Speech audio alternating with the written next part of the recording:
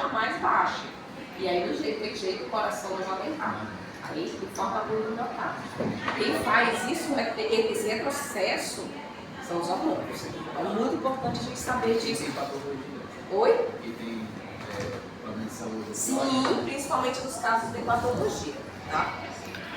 Fala família, vídeos antes de iniciar o filme tá entrando em cena. Estamos aqui na Facu, na aula de Biologia do exercício da professora Elisângela, uma mestra doutorada. É um sistema formado por glândulas que produzem... Acompanha, chega no like, chega no comentário na descrição, ativa o sininho, fideliza o canal Felipe Voga, pai. Bora que bora, tá aqui, dá. Esse não tá formado, hein? Cardíaco, por exemplo, que é aquela novela com componentes tantos. Não, aqui não.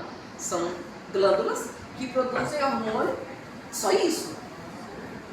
Só que são glândulas muito específicas. Para hormônios simples, de simples a hormônios complexos, tá? E é interessante que quando a gente fala de hormônio, quando a gente fala de células específicas que produzem hormônios complexos ou não, a gente tem que entender algumas coisas. Olha só, o hormônio, a atuação... Oi, meu querido, tudo bem? A atuação do hormônio, ele só funciona com estratégias chaves, tá? O hormônio, para um certo fim, ele só funciona com uma célula-alvo X. E acabou, Específico. tá? Específico, ele é bem específico. Tipo sistema de chave e fechadura. Só aquela chave só entra naquela fechadura. Entendeu? A ação hormonal é essa. A ação hormonal, ele tem destino fixo. Célula-alvo. Acabou. E ele só vai alcançar o objetivo dele lá naquela célula-alvo. A atuação dele só vai ser naquela célula-alvo. Então é simples. É simples entender sobre o sistema hormonal. O que é complexo são as alterações que um descontrole desse sistema pode ocasionar. Principalmente quando nós estamos submetidos ao esforço. Tá? Então vamos lá, vejamos. Como a professora falou, eu tenho célula-alvo, que é destinada para a atuação do hormônio. Eu também tenho células específicas para a produção desses hormônios. Tá? É muito simples, porém, se nós formos analisar o fator funcional desses hormônios, vai dar uma pesada, mas não tanto. Primeiro que os hormônios eles têm efeitos bem distintos, objetivos claros e célula-alvo único. Ponto. Se a gente for analisar, o que nos vai dificultar são alguns questionamentos. Não só aqueles questionamentos que vem no livro-texto, mas aqueles questionamentos que vão surgir ao longo desse caminho. Se a gente for analisar pela perspectiva da fisiologia, né, o hormônio ele produz um efeito lá no seu alvo, um efeito na célula. Mas como que isso acontece? Qual é o mecanismo dos hormônios? Como ele funciona? Por que ele funciona? Por que ele age dessa forma?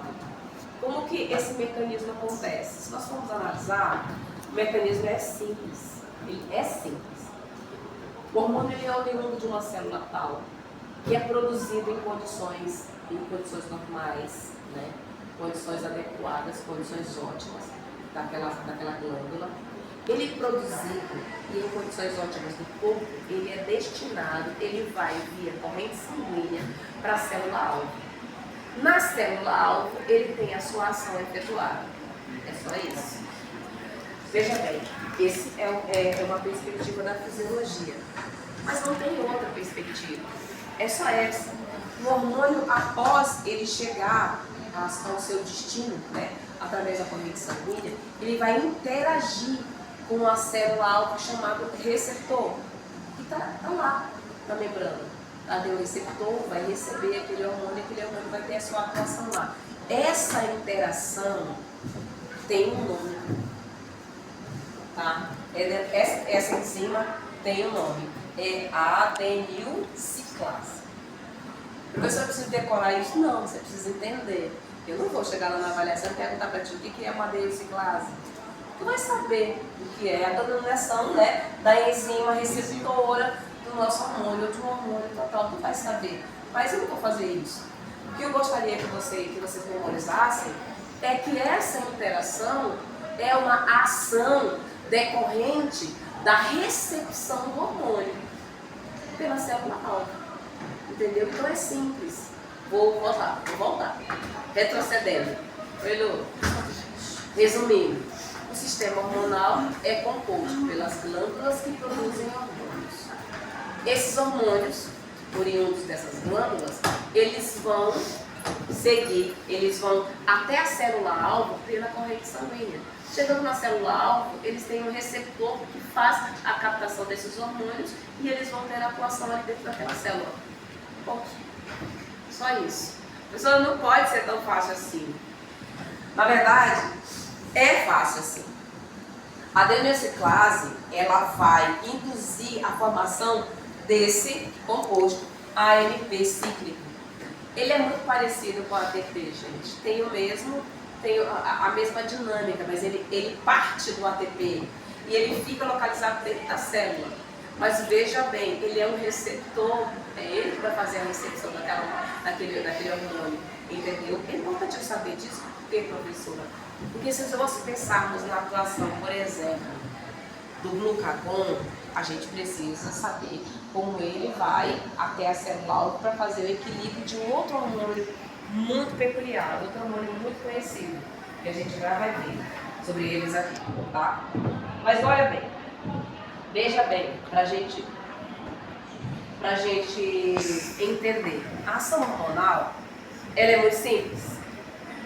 Se nós formos analisar uma célula, ela está fechadinha aqui, o hormônio só vai adentrar nessa estrutura se ele tiver um receptor aqui, o AMP, por exemplo, entendeu? Vai abrir a porta para esse hormônio entrar e ter uma ação aqui dentro, ter qualquer tipo de atuação aqui dentro.